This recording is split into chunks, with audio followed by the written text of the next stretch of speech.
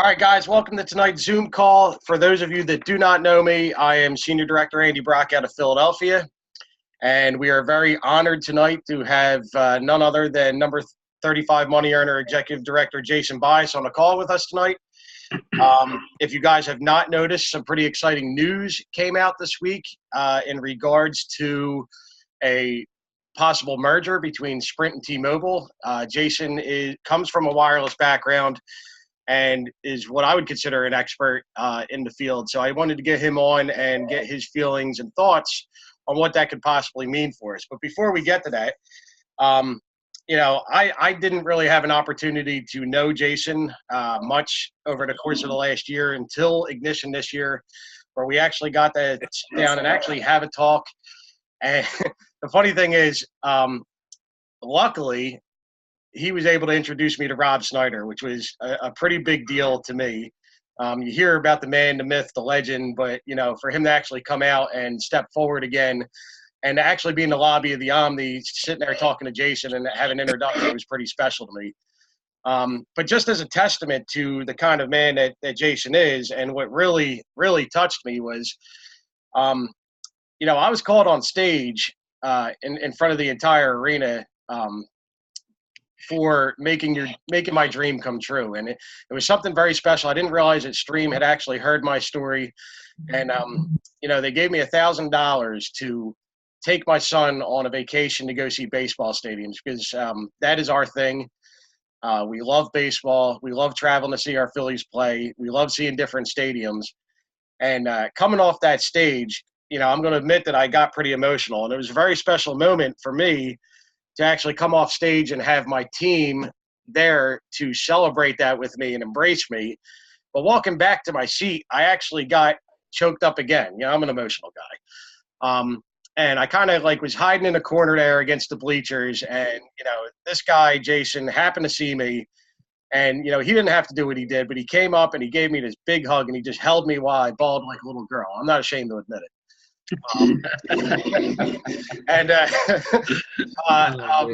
But he just whispered in my ear like I know what you're feeling right now, and it's special. And I remember saying to him that I'll never leave this company again because I did step away for a long time, over a year and a half, and I got re-involved last year, right before Ignition, and it's kind of been a whirlwind ever since. But at this time, I want to introduce the number 35 money earner, Executive Director Jason Bias, who, and I got the okay from him in a phone call about 10 minutes ago to announce this, is now our newest 300 Club member in Stream. Yes. Thank you, man. Is that my intro to get on? Yeah, that's your intro. Hey, Andy, thanks a lot for having me on, man. And just yesterday, actually, I hit 303, and today I last checked, I was at 308, and it's pretty exciting to be part of the 300 Club. All glory to God and all thanks to my team. Without them, I definitely would not be where I am today. So appreciate them in many ways. Before we get started, man, I just want to add a little humor. I like being funny and stuff, and I know many of you probably know who Robert Wilson is. I'm not going to show that ugly thing in the background. I know Tara likes to say it. Tara's on now. She likes to say it.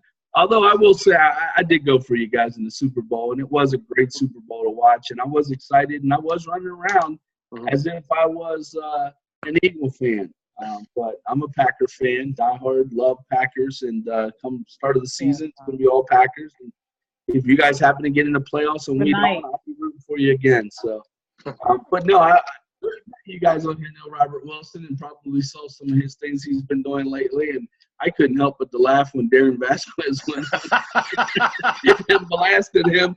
So I had to get my own little headset, my own little microphone. Then to be Robert Wilson here with the bad thing, you know what I mean? It was one of those moments I just had to do it. Waiting for Darren to get on there and tweet something.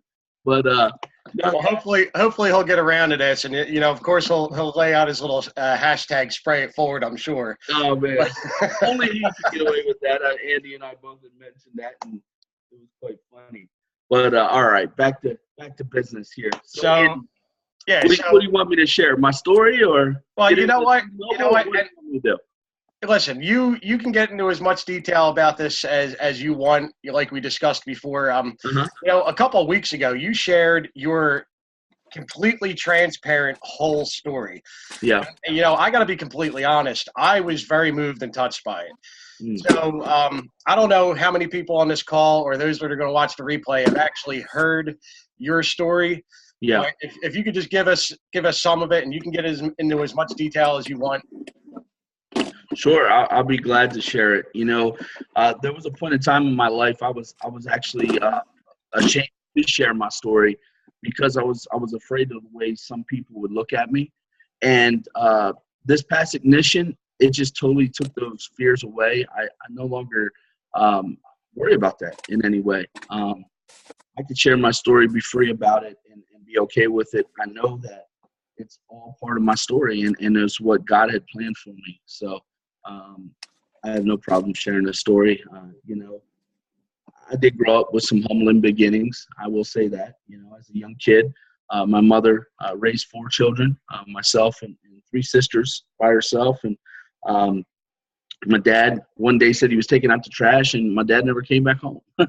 And my dad left us at a young age. And so my mom had to basically, be everything to us in the household. She had to be our mom, our dad. She had to raise us in any way she could, and times were tough. There were some rough times in our lives. We lived in low-income housing. We've walked to the grocery store because we didn't have a vehicle. We lined up at church to get our block of government cheese. We were on welfare for a period of time in our lives, and we struggled. But those were hard times that we fought through. My mother, being the hardest, strongest person in our family, put herself back through school, got herself a good job, got us out of welfare.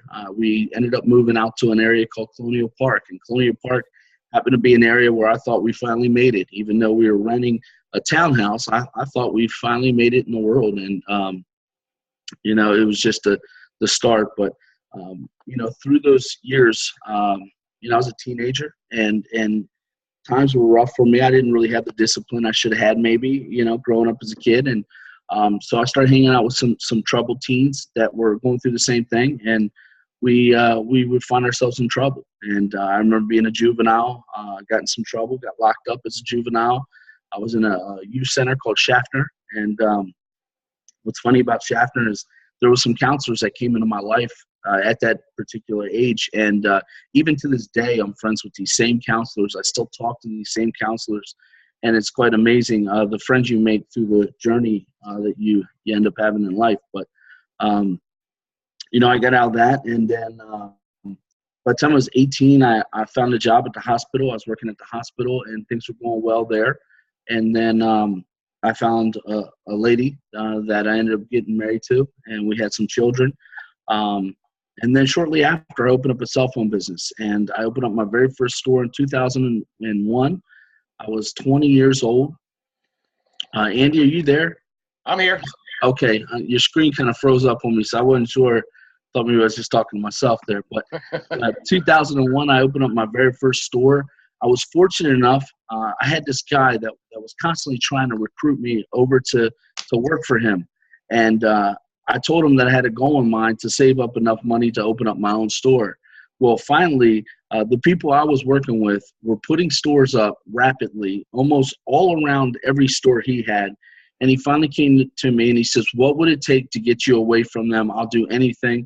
And I said, "I told you I want to open up my own store." And he says, "Okay, I'll make a deal with you. I will fund your very first store and help you open your first store. And together we'll open up more of these stores." And so the name of the business was called Better Deal Cellular.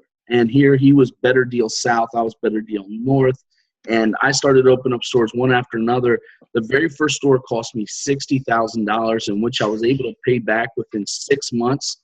In addition to that, I was able to open up a brand new store every month, really, because I ended up with 6 at the end of my 6 months in business. I mean, the money was just incredible. It was crazy. I've never seen any money like this before. Here I am married and starting to have a family, and my wife's a stay-at-home, mom, and money, literally just tens of thousands of dollars coming in on a daily basis and commission checks and so on. And, I let it all go to my head. I didn't come from money. I didn't understand what that was about. I didn't have, a male role model that showed me what business was all about or taught me the things that I should have been, even being a good father, a good husband, those simple little things that you thought that, my dad or someone would have taught me. I didn't really learn that. And unfortunately, the money went to my head. I became something I wasn't. All my friends that went off to college were coming back home. They wanted to go out and party. We were partying all the time. I was like this big rock star, and what I was doing was I was killing my family. I was killing them to a point where it just drove us apart. And we ended up getting a divorce, and, the children separated. And I found myself back at 26 years old. I lost just about everything. And I found myself back to where I was once at when I was a teenager.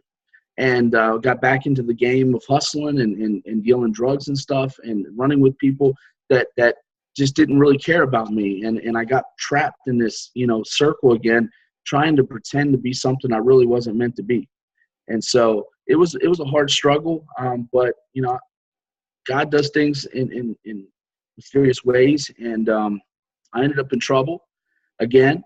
Only this time I was looking at some serious jail time, and I was going to go away. And I recall saying a prayer the night before. I was just, I just reached out to God, and I just said, listen, I know I've been absent. I know I haven't been around. I know I haven't been doing the things I should be doing the right way.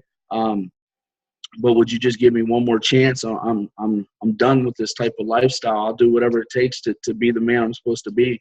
And that was at 26 years old. 14 years ago, just about.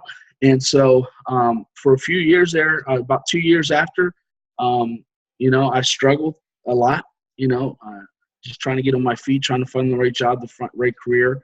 But what happened was that night I ended up going to court, and all 12 juries found me not guilty, even though I was. So God then gave me another pass. So that was at 26. By the time I was 28, I found another job that I was doing really well at, making a ton of money, over 6 figures, selling timeshare for a company called Blue Green Resorts. And I moved up the ranks and became manager. And then the financial crisis hit. And that was around, I was 30. So that was 2008. And I'll never forget, because I went out to Las Vegas. One of the perks with our company is we could stay at our resorts for $75 for a whole week. So myself, a bunch of friends went out there for my 30th birthday. We came back to only find out I was losing my job. And it was pretty devastating. This is a job that I felt like I was starting to get ahead in life and getting back on my feet and making the type of money I wanted to make. And, just once again, it was adversity, coming in my way that I had to learn how to deal with. It was very hard times. I couldn't get a job anywhere at all. I mean, I filled resumes out and applications. I sat down for interviews. I've done everything I could to get a job, and I just couldn't get one, man. It was that bad of a time in America. And so going back to another time in my life where I became very humble by taking a third shift job at a convenience store. I mean, I went from making $120,000 down to making an hourly wage, working third shift, walking to and from the store to my house. And that was some rough times then. I struggled and went through that again. And here I had a buddy that heard that I was going through this, and a friend that I actually worked with in the wireless industry and had a really good relationship with. And here he was working for Verizon, and he heard I was there at this store, and he heard I needed help. And I always say that God sent him, because he's a good guy and he's a godly man. In fact, he's the youth pastor at his church. And so it almost seemed like God was sending him to me to help me, and he did. He came in there and he said, "What are you doing?" And I said, "I'm just trying to survive, man. Things are that bad." And he says, "Yeah, but you're the best salesman I know. You do not belong in this store." I said, "Listen, Mike, I couldn't get a job to save my life." And he says, "I got a job offer. Will you take it?" And I said, "Absolutely." And he wanted me to start the next day, and I just couldn't leave the job. Even though it was a convenience store, I still had just a little bit more pride than just walk out like that. And I said, "I got to give 2 weeks, man. I know that it doesn't sound right, and most people would just leave on out of here tonight, but that's just not the way I roll, man. This guy gave me a chance, gave me a job when I was, damn near broke and lost everything again. And he gave me a shot and helped me. And so I fulfilled my 2 weeks by working night shift, going home, getting a shower, and then working 8 more hours at Verizon, running home, getting a few hours of sleep, eating, doing whatever laundry, running around I had to do to report back to third shift and do it again. And I just sacrificed. I sacrificed to get ahead. As soon as I got into Verizon, I knew what I was going to do. I knew what I was capable of doing. I shot up the ranks really quickly. I then went off to the commercial department where I became the head manager. And actually that year we actually won the top award in the whole state of Pennsylvania for the best commercial sales team. And then I found myself in a unique situation where they were kind of moving me around stores that were either just opening or had issues. And so I was like the Mr. Fix-It guy. I just went and fixed up problems, whatever it was. I was that guy, their utility guy, if you will, wherever they need me, right? And so I ran with them for about 4 years and had a good run. And so I spent approximately 14 years in the wireless business, all total, between owning and also working. I even helped launch one back years ago. It had to do with Disney Mobile. It was supposed to be the next biggest, greatest thing. It was supposed to make all this millions of dollars. And what we didn't see was the Apples and Samsungs coming out with all the technology and everything inside those phones that was just going to totally wipe away our little, what do we have? Mickey Mouse, Minnie Mouse, all the characters. But it had a GPS tracking device for the kid. And we thought, man, this is going to be a home run. We're going to kill this thing. And it lasted about 6 months. So I've had my fair share and experience in the network, in the industry. And I've seen it go from bag phones to analog to where we're at today, which is just insane. I mean, we're walking around with mini, laptops, mini TVs, if you will, as a phone. And it's come a long, long way over the years. And, you mentioned about wanting to touch on the T-Mobile and Sprint deal. That deal is pretty awesome. It's pretty exciting too, to say the least. It's something that both sides desperately need, to gain and grow. And T-Mobile's very aggressive. Their CEO is one of my favorite CEOs around. I just love and follow John Lager. He's a crazy nut. He does these little slow cooker Sundays where he's out there cooking stuff. I just saw him today on one from yesterday. Just an all-out type CEO that's willing to do whatever it takes, willing to take the risk necessary to be the number one wireless provider in the world. And I have no doubt that they're going to compete with Verizon at some point, just because of him. And when you merge Sprint, even though that Sprint has not made money in the last 10 years, the last decade Sprint has made $0. They are still backed by SoftBank, which the Japanese billionaire that owns the company is very, very wealthy. And so when you team up the wealth with the knowledge and experience of T-Mobile, and not to mention the branding, T-Mobile does a great job with that. You put all that together, and then you roll out 5G, oh, man, it's going to be amazing. And they're surely going to fall in that number 2 spot pretty quickly. Right now, T-Mobile's number 3, Sprint's number 4. The two of them combined will be number 2, moving AT&T behind. And T-Mobile's done some creative things over the past years. They've purchased Virgin Mobile. They purchased Metro PCS, and they just recently purchased a cable company called Layer 3, which I am extremely excited about. I've done a ton of research about, and I almost took a job with them, to be honest with you.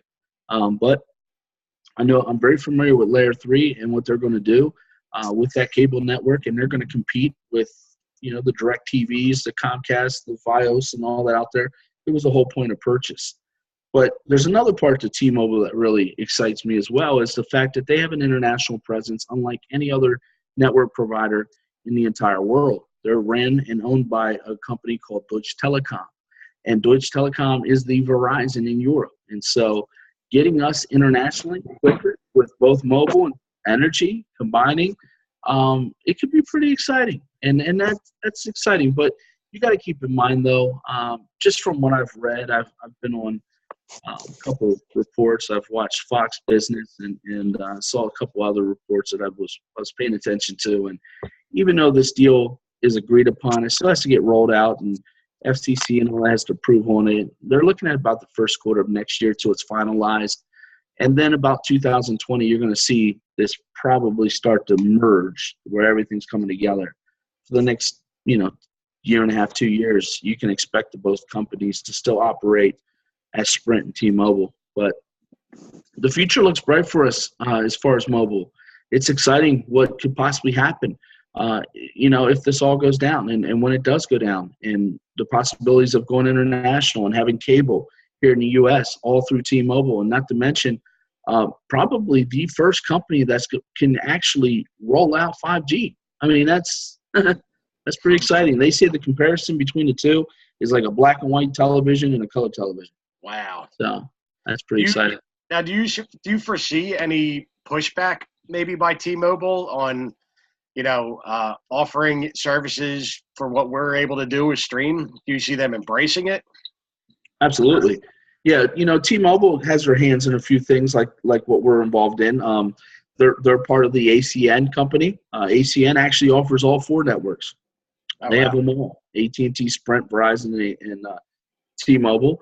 And they're also, they were part of Solvay, which Solvay years ago was a company we almost merged with. Thankfully, we didn't. It was a nightmare. But, T-Mobile's familiar with companies like us. And, I'm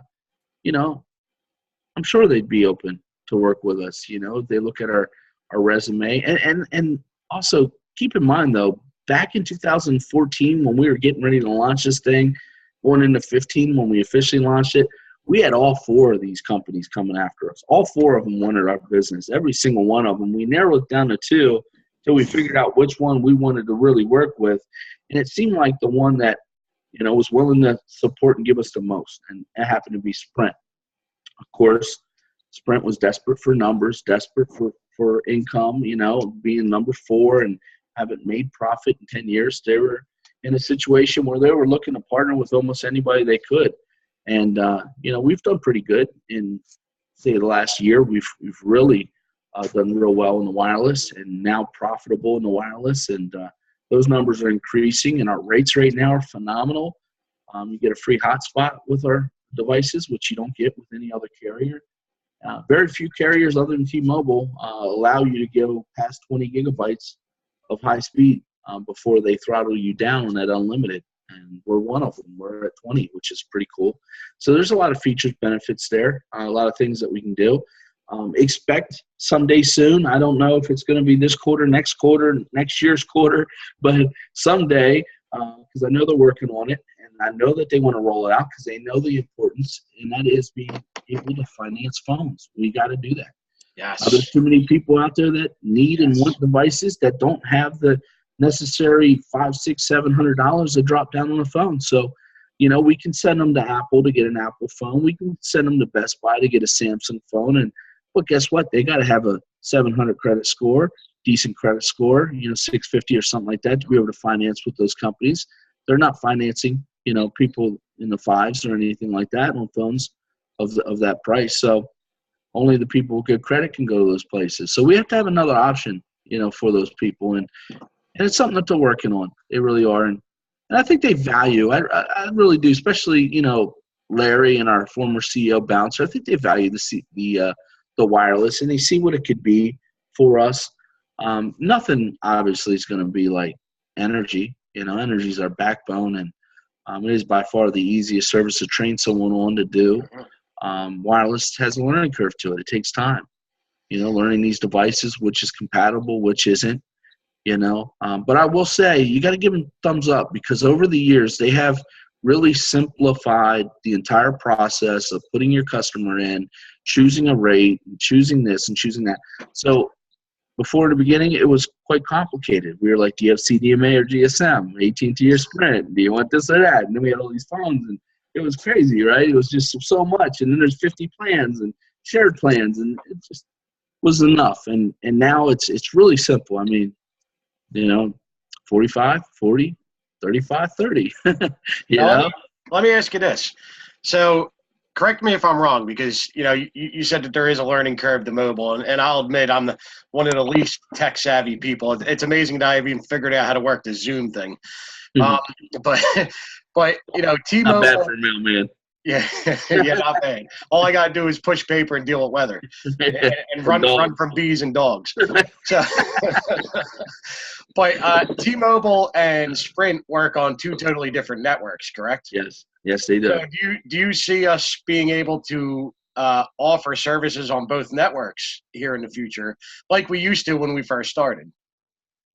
Well, then it would be keeping it separate, and I don't think that that's the actual plan of the merger. I believe the plan of the merger is to combine the two and actually put all their resources into building out a 5G network, because they all have the networks, but they're all spread out. You know, T-Mobile's based in Seattle, which T-Mobile's more or less, they have strong coverage on the West Coast. Mhm. You know, where Sprint is based on the East Coast, so it's kind of a little bit different, you know, and everybody has their own coverage map. If you look at Sprint's coverage map, it will show you a nice little eastern coast, whereas T-Mobile's opposite. It will show you the whole western, you know. The two of them combined and building out the 5G network using their network they have now is phenomenal. I mean, the fact that they can do that, and they have the backing, they have the support, they have the technology, they have the brand. They're staying with the T-Mobile name.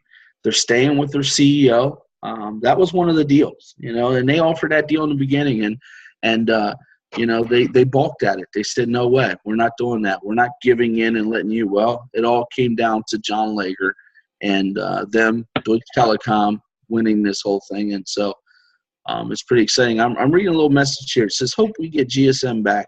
That's international, and we can use our service when we travel.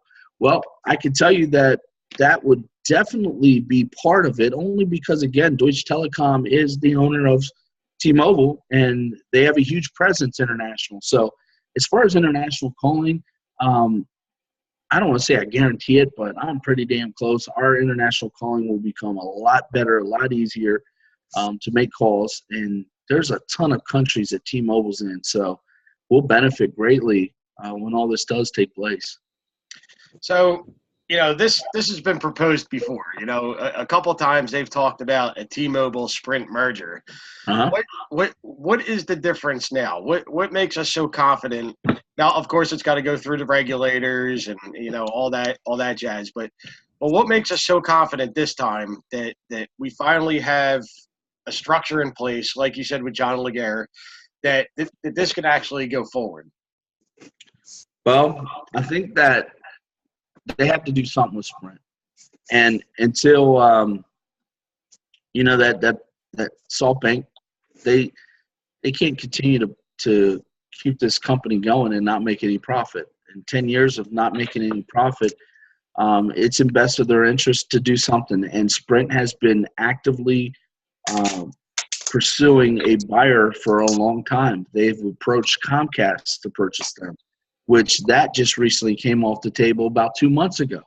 And so previous to that, it was T-Mobile. And then T-Mobile and that deal came off the table simply because they weren't buying into the whole John Lager's the face and T-Mobile's the name.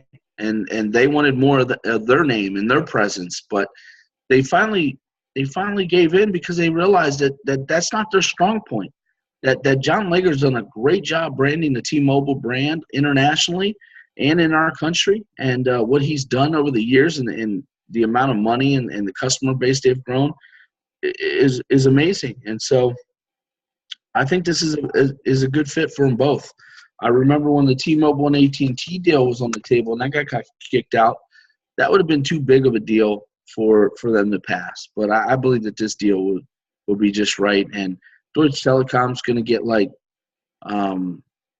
I want to say 63%, and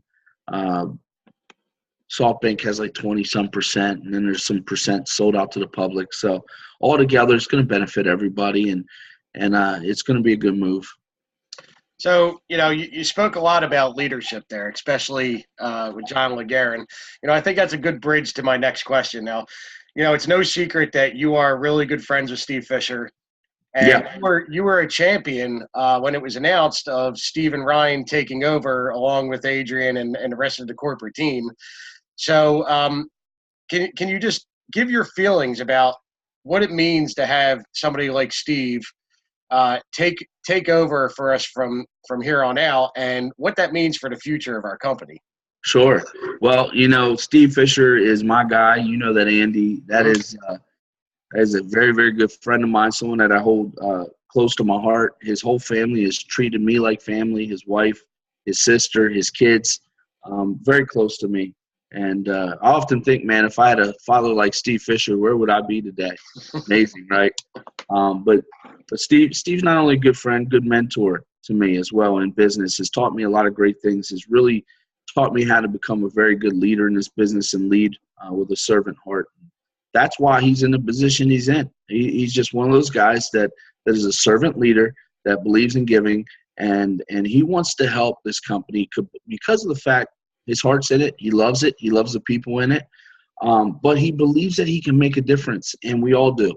I'm not even going to lie to you.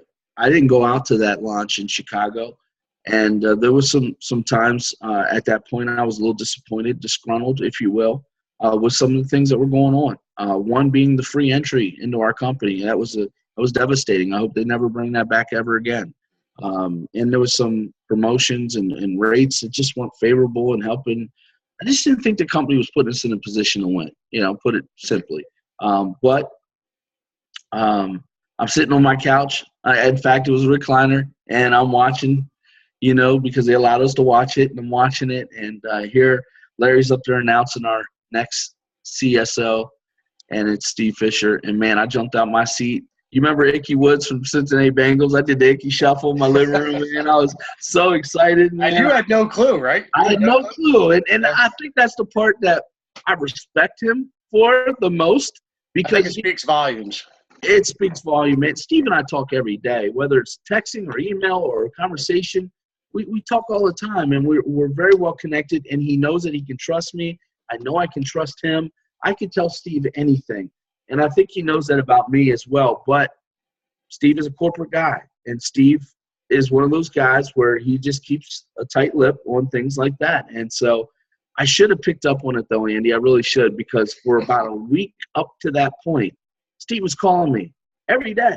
And then he was asking me, like, hey, man, could you send me off a list of things that you think we could do better as a company, things that we could improve on, and so on. So I'm giving him a list, and then he'll call me and want to ask me a couple questions with things on the list. And so we'll get to chatting about that. And then he'll call me again, and he'll say, man, Jason, I just had a wonderful conversation with Larry. Things are really going to improve here. I like where his head's at. I like the direction this is going.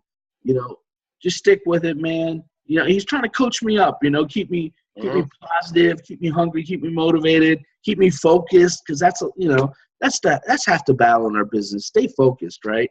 And so, he's calling me, and I remember telling my sister the one day, I said, Holly, he keeps calling me every day and asking me questions and stuff, and I don't exactly know why. So then I finally said to him, I go, Are you calling me every day because you want me to come out to Chicago? Because, see, Steve and I were out there in November. We both agreed we weren't going back out there because neither one of us liked the cold. Yeah. And it was cold as you can get in November. I can only imagine what January was. But we both agreed, and then all of a sudden he was going. And, again, I should have picked up on it, but I didn't. And I remember saying to him, I said, is there any, attendee-only things going on? Do I need to be out there? I'll be out there. He says, no, there's no attendee-only, but you'll like what you hear. I said, all right, well, I'll tune in from my house, and I did. And here we go. They named him the chief sales officer, and Ryan Morris, our vice president of field. And, man, I tell you, what a great move. I mean, really, think about the move that Larry and Dan did right there, bringing those two guys in. It couldn't have been a better mix of the two. If you really think about it, these are our guys. These are guys in the field that built this business to a very high level, that know what it takes to build a business and a team, and doing it the right way, making leaders into leaders and working the business with pride and passion and just being a servant leader.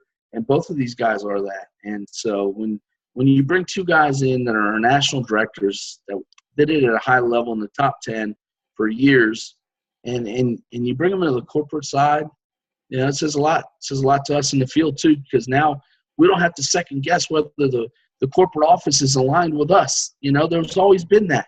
It always seemed like there was a wall between the field and corporate, and you don't feel that wall no more. Do you, Andy? I mean, I don't.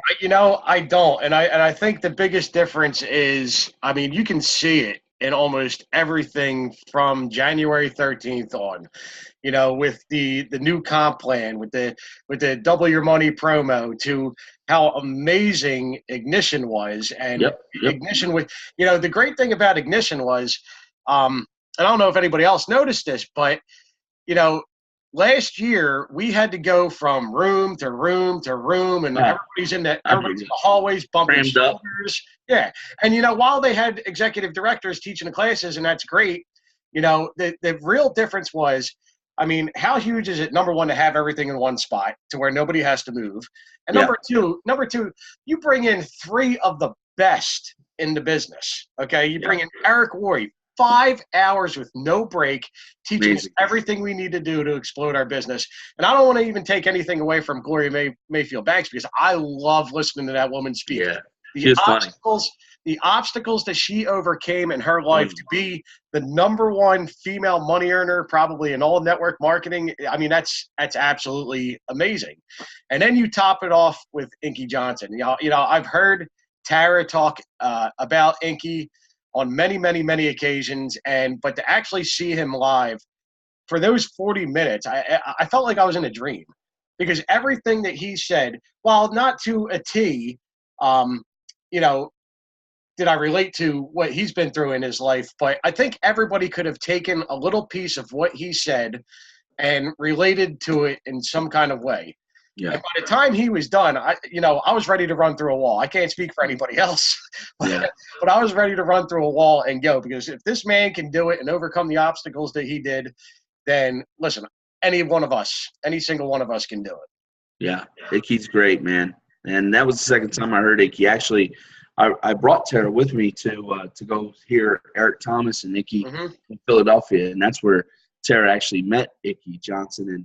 And what ironic about it, we ended up running into Bernadette Wright and Winchell Albert, and of course I had a few others on my team, Bobby Lehman and Kevin Martin. So the five of us ended up at this event, and Icky had actually spent a few minutes with just myself and Winchell off to the side and spoke to us. And you know, the guy just very humble, down to earth. He's all about giving, and he's got a good heart, and his story is amazing. I mean, amazing to hear the way he was brought up and everything he went through to where he's at today. So he was definitely put on this earth to be a motivational speaker, no question about that. Yeah.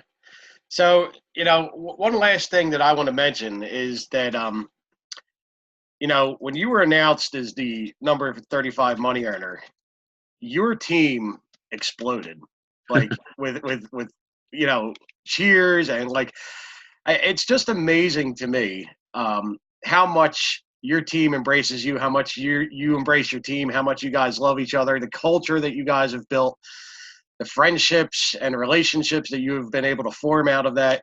So can you just speak a little bit about, you know, your team, especially now, if you guys are joining late, as of yesterday, Jason is now a member of the 300 Club.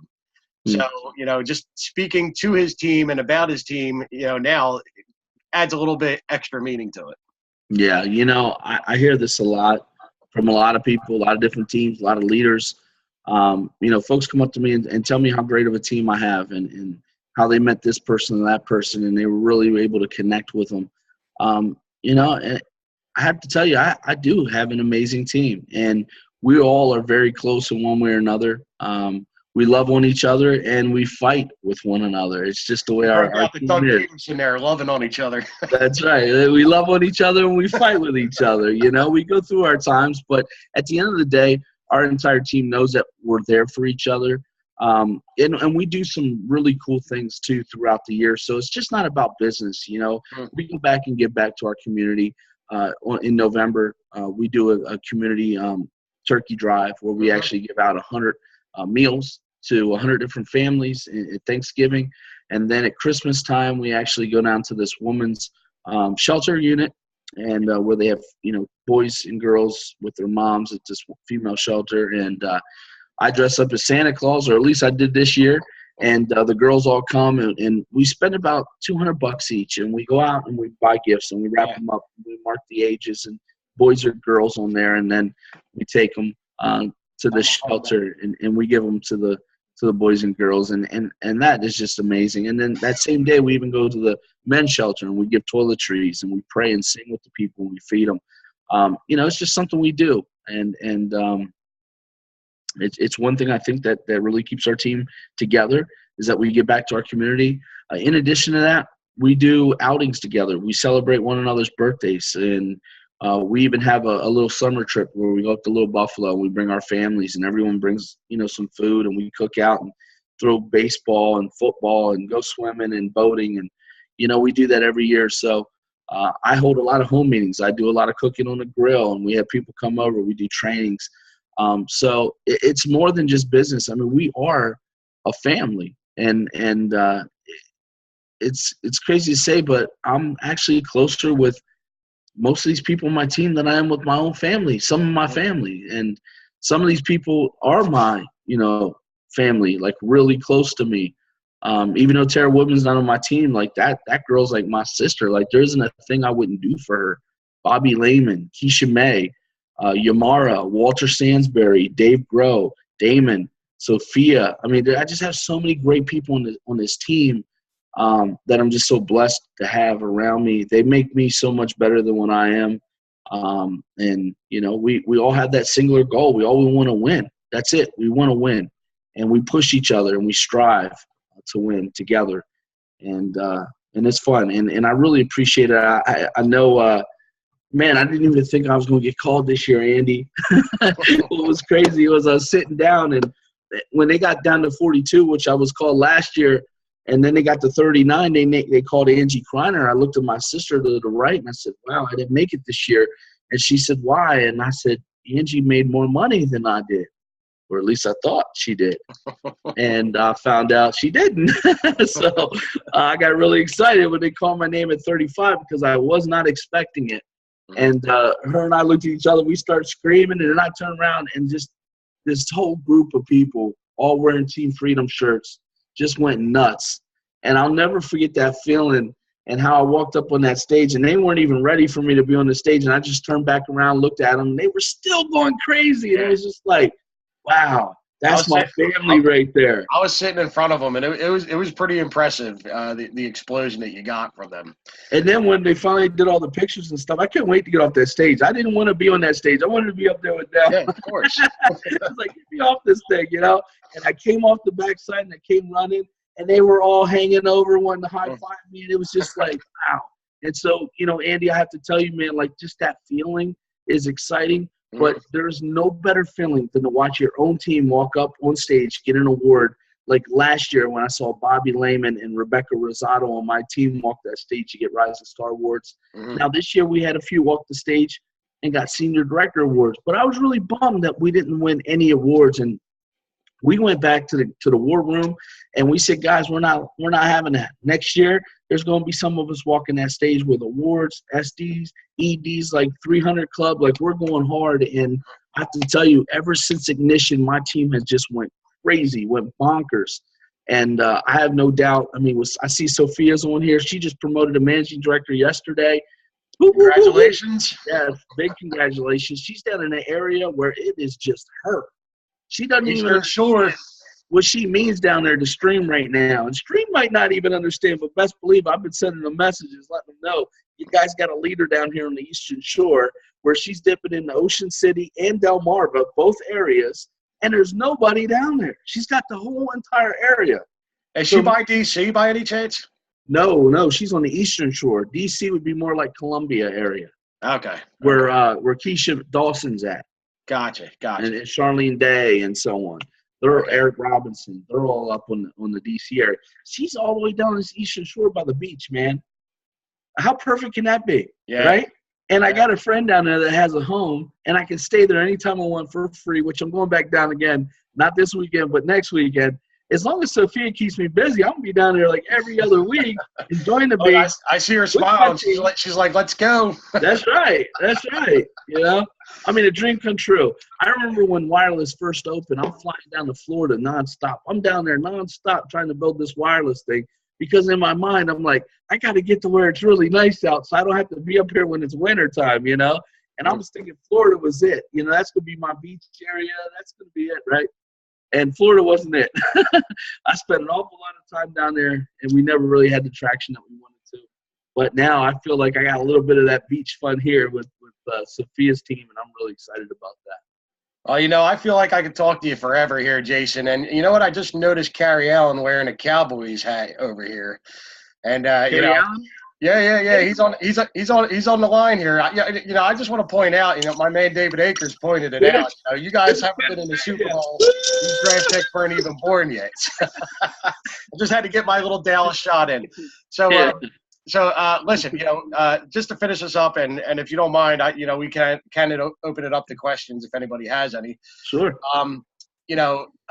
This past weekend at Stream University in Dallas, they have really started to put a big emphasis on accountability partners, and we had this conversation before the call.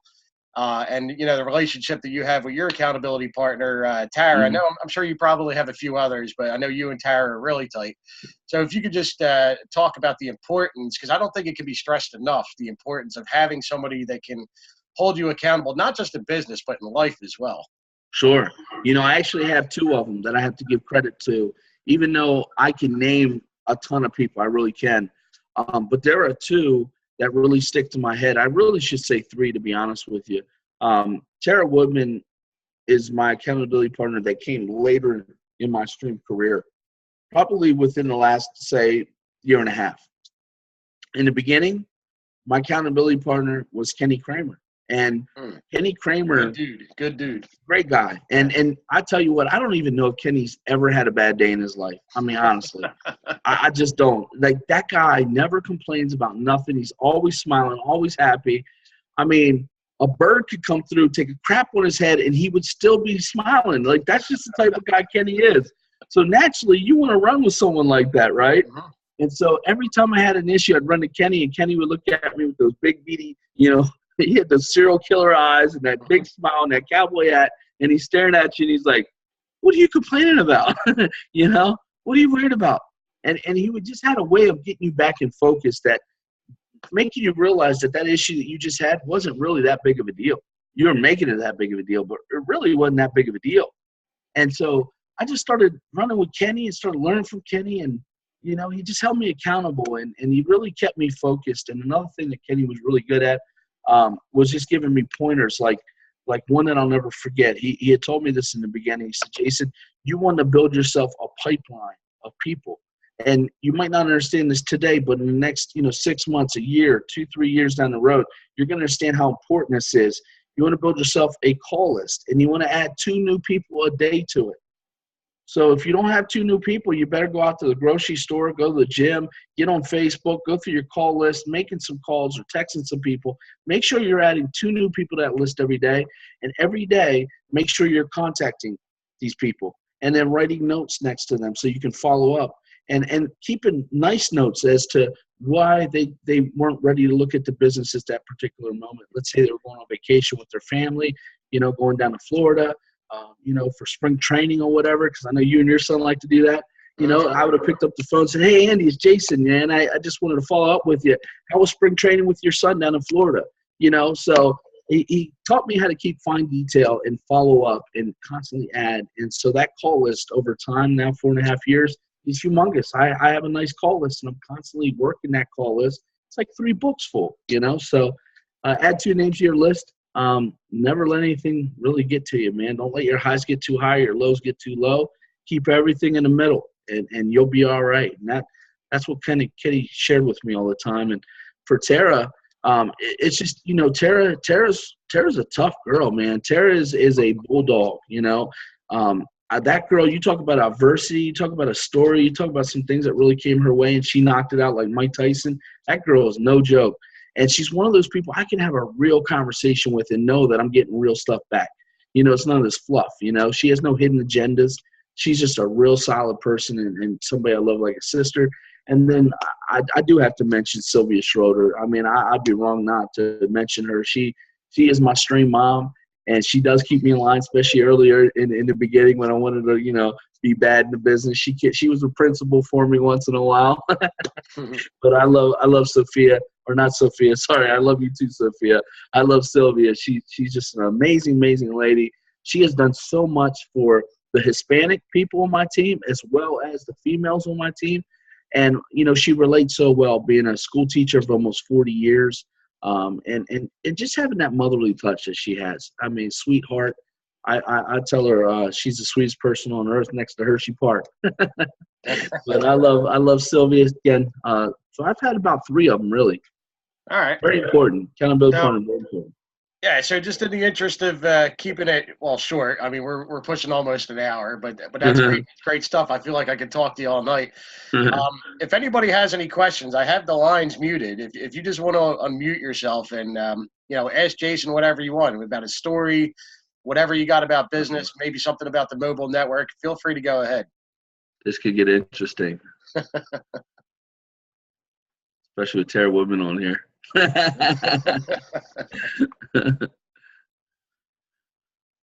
Nah, nobody. Jason. Yes. Sophia. Hey, Sophia, how you doing? I'm good. So I think I have the guy set up for the nonprofit I told you. Do I set him up under his name of his business with his business ID, or how do I set that up? That's a good question, Sophia. And honestly, I don't know. I don't want to tell you something I don't know. Anybody on here ever dealt with a nonprofit that maybe they could help Sophia out with? Anybody? I know that Jeff Steer has dealt with a nonprofit. He dealt with a school. That would be one. I know that a guy on our team, Walter Sansbury out of Georgia, also has dealt with one. So those would be 2 people to deal with. I never got into the nonprofit stuff, and I'm not 100% familiar with it, to be honest with you. Jason? Okay. I heard somebody. Tara? Yeah, Tara. Yeah, Tara. Okay. So to answer your question, Sophia, I talked to James Levins about this. So when we're putting in an organization, we put them in under the business name, and we use our tax ID. But you have to get a copy of their tax ID that is legit. Legit, and that has to be sent over to compliance for them to make sure that it's legitimately a business. Okay, so once that's done, then they can start gathering customers and adding, customers into the system and getting paid for it. But there has to be proof of that tax ID. We can't just say they're a business, put a tax ID in and assume it's going to work. There has to be some sort of documentation that is cleared by compliance in order to do so. Other than that, it works no differently. It's the same exact, thing that we're doing. We're actually looking at doing a boys club. So I had to find that information out, what do we do? What's the process? As far as. Okay, you froze up the first couple. I didn't hear what do I get and how do I do it? So when you enroll them under the business name and you use the tax ID. Once you've done that, you have to get proof of the tax ID and send it to compliance. Okay. All right. And once compliance has cleared it that it's a legit, business, then everything's good to go. It doesn't operate any differently. It's the same way as we do business as normal, other than you have to prove that tax ID. Okay. Awesome. Thank you so much. You're welcome. Anybody else? Carrie, did we shame you into taking your hat off? What's that? I said we shamed Carrie into taking his hat off. He doesn't have his Cowboys hat on anymore. Oh, Lance, get a Steelers hat, Carrie. Get your life together, man. Yes, go Steelers. Woo! Steel Nation. Oh, you still got another 300 days of dealing with us. So. Anybody else? Right. It only took you 60 years to get it, but that's cool. Hey, listen, we got one. That's all that matters. How many we got? Now you guys can't be holding up ring pops and saying this is the only ring we're going to get. I love it. Hey, that was good. I enjoyed that too myself. I hated that meme. That was my most hated meme that I've ever seen on Facebook. All right, so if nobody's got any other questions, JB, if you got any final thoughts to close us out here. You know, guys, we're at a good spot in our company. We are launching our 10th state with Ohio. We have a lot of growth ahead of us. You know, I remember back in 2013 when I first saw this thing, and we were in Texas, Georgia, and a few states up north, with Pennsylvania being one of them. I thought to myself, one day it's going to be cool. We're going to be in this state, and that state, and we're going to be providing additional services. Well, here we are today. We got additional services. We're opening up state after state, and there's going to be more states open. There's going to be more services launched. There's going to be international stuff looked at. Guys, think about all the services that are in your household. Everything you pay for today are services that we're going to possibly add one day to our wheel, if you will. And we're going to be able to bundle these up and offer these to our family members, all of them, where we can get 3, 4, 5 customers out of one household, not only in our United States, but international. And, you know, just the excitement of what this next 5 to 10 years are going to bring with this amazing executive team we now have down at corporate running the show, and us hungry, motivated, focused people in the field. You know, there's no limit. So definitely encourage you to take full advantage of Ohio, build it out, get in Ohio, ask everybody you know, who do you know in Ohio? I guarantee you're going to find somebody that knows somebody in Ohio.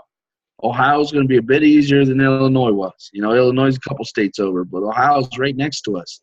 And, it's one of those states where you generally know somebody that knows somebody there. And I know that if you start asking, you'll be amazed how many people you can connect with. So I'm excited. I'm going to be out there this week, and I hope to see many of you out there this week for – I'll be out there with you, brother. Awesome, man. We're going to have fun at the launch party, and then Saturday with the launch and the university training. And so it's great when the whole Street family comes together.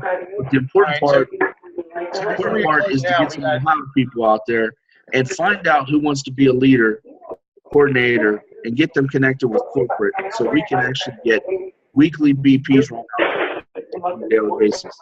All right, JB, we got one more question. Patrick Leishman has a question for you. Okay. Hey. What's up, Patrick? Good, man. Hey, good. Yeah, you seem like one of the most knowledgeable people, as far as wireless, at least that I've heard.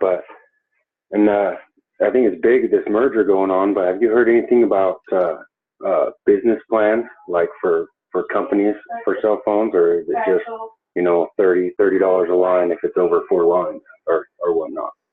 There was talks about business plans about a year ago, and I think they scrapped it when they wanted to simplify the consumer market, if you will. And they wanted to focus on that and make sure we're getting that off to the ground. Very similar to when we open up an energy state, we focus on residential before we jump into commercial. It is something on the burner. It's something they're looking at, something I think they want to do. But I just don't think we're equipped enough for it yet. We don't have a full-fledged cell phone department, and we still have a few things that I think we need to work out. But I know it is something they want to do, along with other things such as financing of phones. So over time, you may see some of this stuff over the next year. I know that there's a new contract that was being worked on with Sprint directly. And so who knows what that might open us up to when that gets finalized. So, just be patient and work it and add as many wireless and energy customers as you can, and, get your free services, get your bonus checks, teach others to do the same. And through that process, it all duplicates. Thanks. Yeah, that's good. I kind of, I knew that they were thinking about something like that, and I know that they're new in it, but I see that, every year they continue to come out with new things and come out with better plans and better services. It's just every year they're just getting better. Yes, they sure are, man. Every year our company gets better. We get stronger. We get more knowledgeable.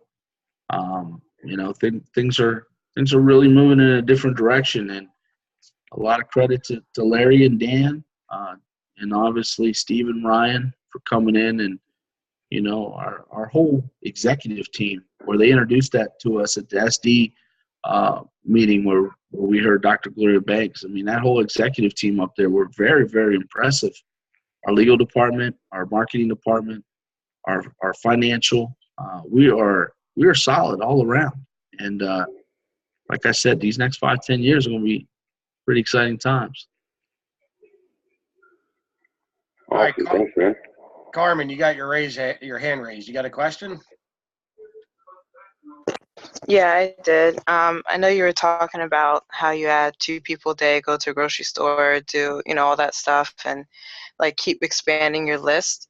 So as you do that, as you get the people, obviously a relationship is a two-way street. And as you keep trying to build that rapport, have you ever had any of them just kind of like fall off over time, or have you been pretty successful with whomever you've come into contact with, like keeping up with that relationship, or being able to, really benefit in that area after adding them to your list?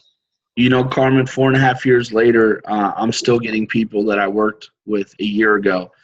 Just today, I got a customer, somebody I asked when I first started to be my customer, and he kind of blew me off. He didn't tell me yes, didn't tell me no, just did one of those missing in action type deals. And just today, out of the blue, I put a post on Facebook. He responds to it, asked me if I could help him. Here it turned out, he's in this big old house by himself. He's got a pool installed, and he's trying to be a little, money conscious of how he's spending his energy money, his energy bill, if you will. But so he reached out to me, and this is a guy I reached out to over 4 years ago. It's a numbers game, and that's why you got to add 2 a day. 2 a day, 14 a week, and so on and so on over the course of the year. You have a lot of people to contact, so okay, it's probably like 600 or so contacts over the course of a year. Well, then you add that to 2 years, 3 years, 4 years, and so on. And before you know it, you end up with like stacks of books like I got right here. And these are all books right here on my desk with calls and names and stuff, the people that I'm going after. And that's why I teach people to make a list. When you make a list, and then you qualify your list as to who's on your list you're targeting as an associate or a customer, and then you just keep adding to that, so your list might start off with 20, and then all of a sudden the next day you can think of 10 more, you put them down, but as time goes on, you're going to run out to where you're going to have to start being a little more creative, and that means talking to some people at church, talking to some people at the grocery store, talking to some people at the gym, talking to some people at the mall or on vacation, wherever you go. You got to use your entire network. I don't know who said this, but they say that your network is your net worth. And so you got to reach out to everybody you do business with, everyone you're neighbors with, everyone you work with. If your kids play sports, you got to talk to the parents. Every person you come in contact with, you got to talk to them. And so I'll just give you a little story. Last week before I went down to the beach with Sophia's team, I wanted to get my feet done. So I went into this nail shop, this Asian nail shop, and I got my feet done. And while I'm sitting there talking to this Asian lady, I found that her English was very good. So I started talking to her a little bit, and I found out that she does more than just manage the nail salon. She also works in HUD, and she works with some politicians and real estate. And so I started talking to her about this business and this opportunity. And I pushed play on this video off my phone while she's doing my feet. And she's sitting there watching it and listening and doing my feet. And then here this guy 2 seats down who was sitting in a chair before I got there playing cards on his phone. I was watching him playing cards on his phone, an Asian guy. Here he was friends or family, or maybe is the owner of the place, I don't know, overheard me talking to this lady. And he comes over 2 seats and sits next to me and says, at the end of it, and says, "Can you replay that back? I want to hear that again." And so I replayed it back so he could hear it, and here him and I are talking now. His name's Nick. And so I'm talking to Nick and I'm talking to this lady. I'm trying to get both of them, and again, it just started with a conversation, but I'm giving you money. I hired you for a service. I'm best going to try to get you as a customer or an associate. Anytime I come in contact with somebody, I'm thinking I either got to get them as a customer or an associate. My insurance agent's my customer. My mechanic is my customer. You know, if I'm giving you money, you're giving me money. I got a friend that owns a pizza shop who I used to at one point lived across the river. I'd drive all the way to the East Shore to get pizza from this guy's pizza shop. I can tell you his pizza's not the best. I pass about 5 other pizza shops, but because he gave me his business, I give him mine. And so I would drive over here all the time to go to his pizza shop. You know, you got to work those angles and get customers every which way you can. And then when you get them and you make them really happy, you got to get referrals from them. You know, today when I hooked this guy up that I've known for a long time, he said it before I did. He says, man, listen, if my bill is less than what I've been getting, I'm going to tell you right now, I got a bunch of customers for you. I know a bunch of people that be your customers. What, you think I'm just going to be collecting his customers? Heck no. I'm going to make the trip down to New York. I'm going to sit down with him. I'm going to show him this business plan. I'm going to show him how he can make money off this business. You know, so I already got a plan for the plan. Right? That's how you got to be. You got to be a step ahead of everything. Okay. Thank you. Mm-hmm. All right, guys. So, you know, I'm going to shut it down at this point. I got my kid calling me for something, so I got to run. But Great call, man. Jason, thank you so much for coming on. Absolutely. You know, again, I feel like I could talk to you for hours, and so much great content. Guys, this call has been recorded and will be uploaded to YouTube, and I'll post the link in Stream USA for those that were not able to watch it. For those of that you have team members that want to watch it, because there is so much great stuff. Not only in just what we learned from wireless and how to operate our business, but the importance of a story. And Jason has an incredible story, but the important thing is we get some feedback. The important thing is that everybody has a story, and your story is so important and means so much. Jason just started talking recently about his story, and that inspired me to completely be transparent in sharing my story. Again, that motivated me. So thank you, Jason. But I encourage you all to embrace your story, the struggles and the triumphs and the lows. I mean, that's a part of who you are, and that's a big part of your why and why you do this business. And you should be getting out there sharing it with everybody that you can talk to. I think Eric Worre, said it even at Ignition, tell your story 300 times, 300 times in the month of April. Go out and share it. Essentially it's 3 times a day. Whether you're posting on Facebook, talking to somebody, a coworker, whatever, but get out and just share your story, because I promise you will find people that will relate to you, and that will open up a conversation, and that will make them think of you differently. Your honesty, your transparency will make them respect you more and be willing to have a conversation that maybe they weren't able to, have with you before. So, in closing, Jason, thanks for coming on with us. Great stuff. Thank you. Appreciate it. Thank you, everyone. Guys, have a great night. All right. Excellent. Take care. Good night, everyone.